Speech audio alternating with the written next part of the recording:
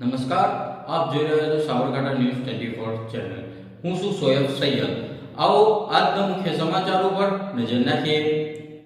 હિંમતનગર સહિત ગ્રામ્ય વિસ્તારમાં ઝડપાયેલ 99 લાખ વિદેશી દારૂનો વીરપુર ખાતે નાશ કરાયો. ગુજરાતમાં દારૂબંધી છે, તેમ છતાં પણ ઠેર ઠેર દારૂનો જથ્થો ઝડપાય છે. ત્યારે આજે હિંમતનગરના A ડિવિઝન, B ડિવિઝન, ગ્રામ્ય પોલીસ અને ગાંભોઈ પોલીસ સ્ટેશનમાંથી ઝડપાયેલ વિદેશી દારૂના જથ્થાનો નાશ કરવામાં આવ્યો હતો.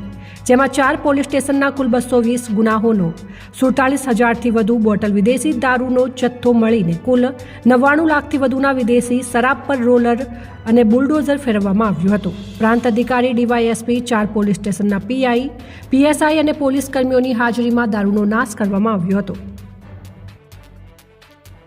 સાબરકાંઠા ન્યૂઝ 24 ને સબસ્ક્રાઇબ કરી લાઇક કરવાનું ભૂલશો નહીં, જેથી આવનારા સમયમાં ઝડપથી આપના સુધી સમાચાર પ્રાપ્ત થઈ શકે. સોએબ સૈયદ, સાબરકાંઠા.